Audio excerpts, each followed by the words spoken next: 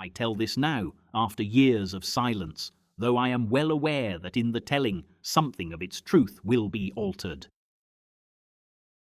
Emils and I had met the previous year in the capital at a church kermesse, a modest affair of saints and pastries with strings of little coloured lights hung across the tipper trees and the chapel ceilings. She had promised to bring me south to meet her parents. When our free days finally aligned, we travelled into the deepening cold of the south. Her parents were simple, kind people, just as I had imagined them. The house was low, enclosed on all sides by a patio where laurel and plum trees leaned inward, as if listening, and a few dozing dogs kept an indifferent watch.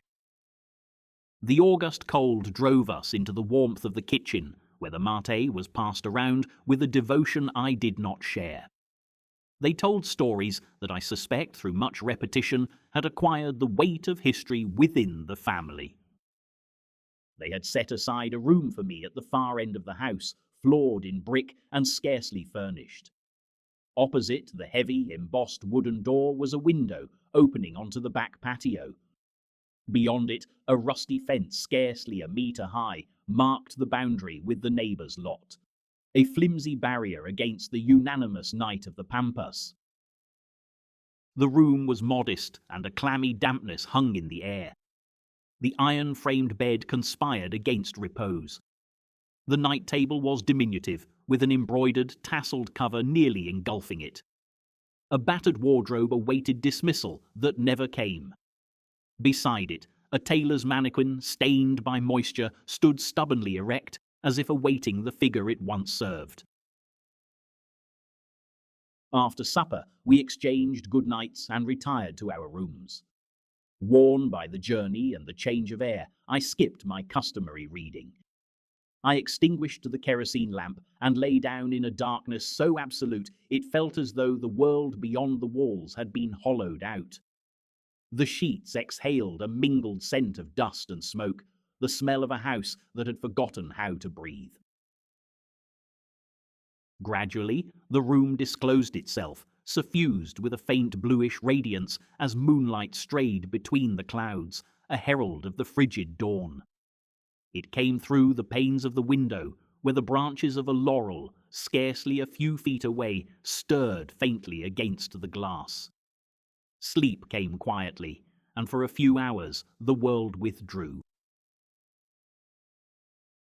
The next thing I remember is that something stirred me, perhaps no more than that intuition with which one sometimes wakes, unbidden, in the dark. It was probably no later than 3. The lace curtain, more ornament than veil, did little to obscure the view of the laurel.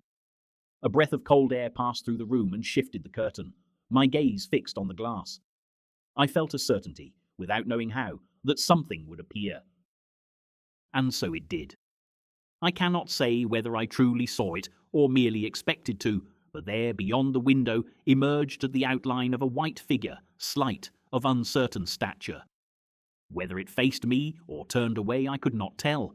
It was veiled entirely, like a bride, in a transparent mantle.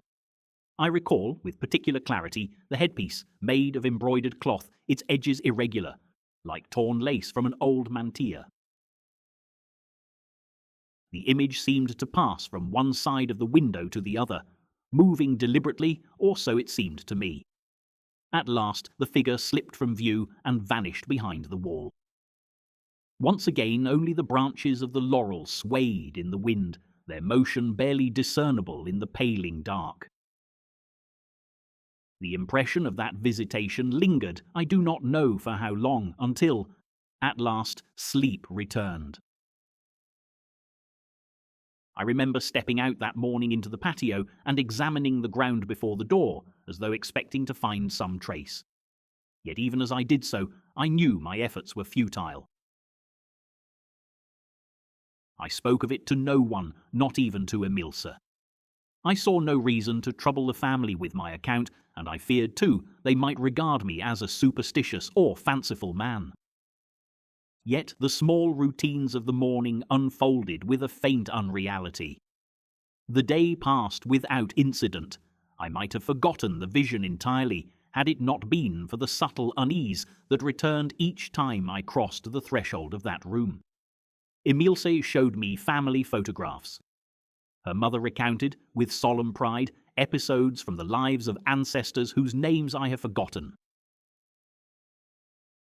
At some point, Emilce led me into one of the rooms used as a dormitory. She wished to show me some dresses, meant, I believe, to be altered. Of such matters I knew nothing, but courtesy demanded my presence, and I even offered opinions with confidence. It was there that I noticed, hanging on the wall, a framed photograph that unsettled me. It showed a girl dressed in white, her head draped with an embroidered mantilla. She held a small brown book in her hands, a portrait taken for her first communion. Emilce explained that it was her sister, one of the elder ones. She referred to her, without emphasis, as La Finadita, the dead one, merely stating a fact. When Emilce was 5 or 6, this sister had taken her own life in that same house, in the room at the back. I did not press the matter. Under some pretext, I steered her toward another part of the house, away from the picture, and turned the conversation to lighter things. Yet the unease that had seized me yielded to a quiet melancholy, one that coloured the rest of the afternoon, and truthfully did not quite leave me until I was back in Buenos Aires the following day. Naturally, I spoke of it to no one for years.